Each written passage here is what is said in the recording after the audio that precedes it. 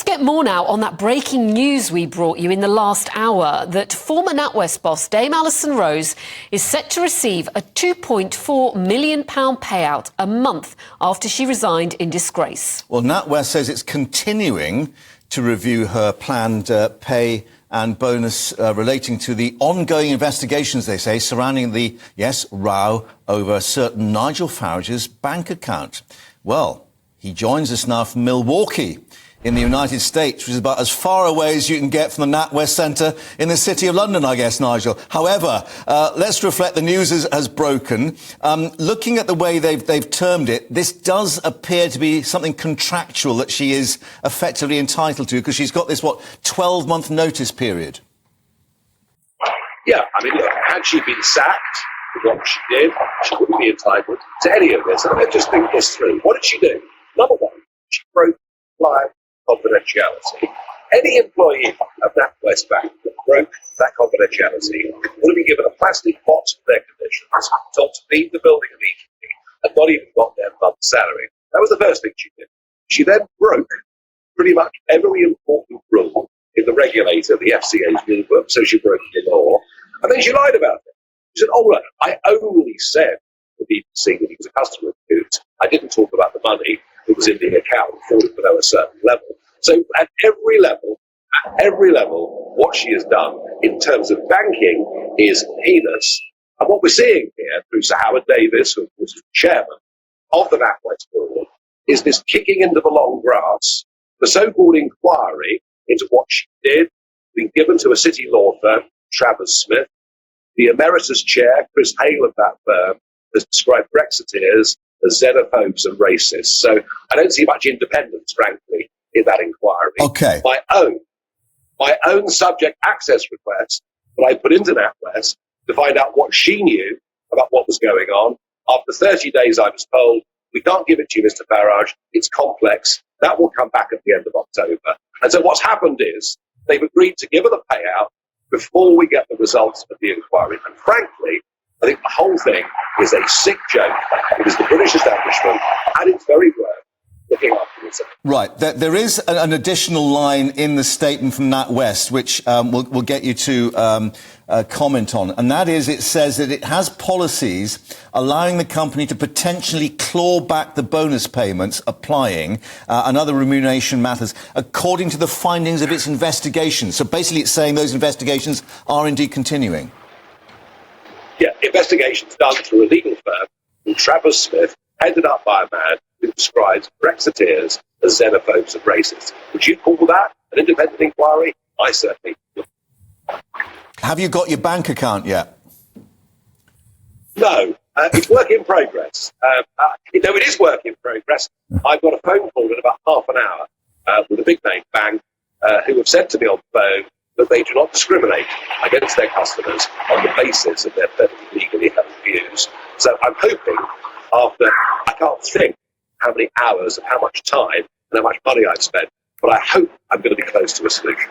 Right. And apart from NatWest, clearly you've had a lot of communication from a lot of people. Are you getting an indication that the whole banking industry is reassessing the way it deals with people and this whole issue of account closure? Yes, and I think that the actions of the City Minister, Andrew Griffith, and indeed the Chancellor, Jeremy Hunt, they moved very, very quickly on the back of my case, but I think everybody understood that these closure of accounts have been going on for far, far too long. There's a variety of reasons. One of them, of course, is political opinions. The other, I'm afraid, are companies that use cash. There's been a willful attempt of the banks to drive out cash. And I think GB News' campaign, Don't Kill Cash, again has been very effective. But if we really drill down, what we've got is a set of anti-money laundering laws and regulations.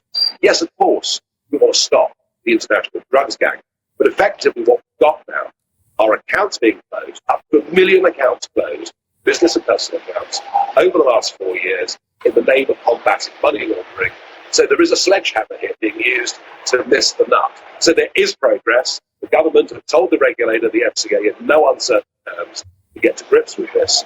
And certainly given that one of the large clearing banks has now approached me, saying they're interested in having an account, I'm beginning to think we will see real change there.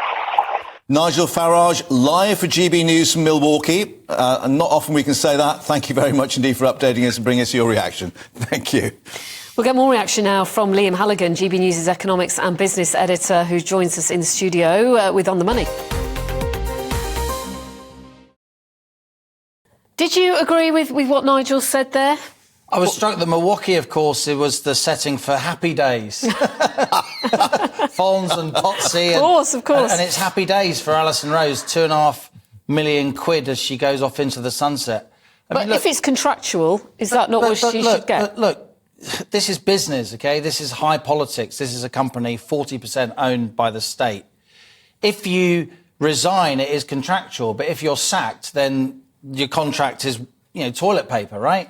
And how do you get sacked from a bank if you don't get sacked for breaking the banker's Hippocratic oath, which is breaking client confidentiality, which is, I'm afraid, with, the nicest, best will in the world, that is what Alison Rose did. There is nothing worse in banking than breaking client confidentiality, and to do so in the middle of a political scandal and in quite an aggressive way to try and head off Nigel Farage, which is what NatWest were trying to do, trying to shame him. We didn't close it down for political reasons. We closed his account because he didn't have enough money. He's not quite as rich as he pretends to be. Because it's Coutts, which was the division of NatWest. Of course. I mean, everyone in every pub in Britain knows the details of this story. This is one of the biggest stories of the year.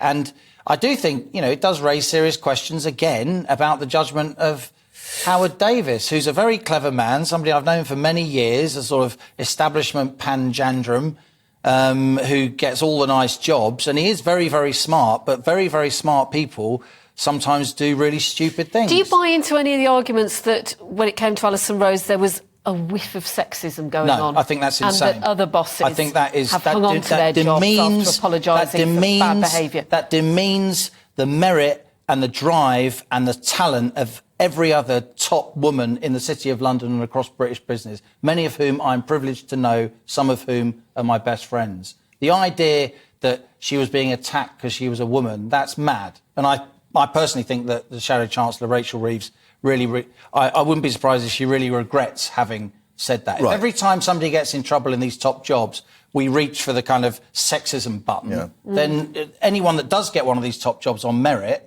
which many top women in the city do, we're always going to doubt why they've got the job, right? Yeah, Paul Thwaite, in fact, her successor, is actually on a lesser deal. He's getting 1.05 million for the year with shares of 1.05 million. I'm just wondering what you make of this NatWest statement, saying that they have potentially the clawback process on the bonus payments and that any decisions on remuneration, because she's got this 12-month notice period, is subject to the investigations, i.e. they're saying we've still got the power to maybe bring some of this money back. Because she's quotes what we call in big business a good leaver, she's not being sacked, right? If they try and claw back her money, then she'll get her lawyers onto them, right? And she can obviously fund the top lawyers given the rest of the money that she's got. So it's very hard for me as a seasoned journalist and somebody with experience in high finance to think this isn't anything other than a wheeze on the part of NatWest in order to say, oh, don't worry, she may not get this money, because they know they stand accused of the very point that Nigel made there down the line from Milwaukee, that isn't it a bit odd to give her the payout before you've had the investigation? Yeah.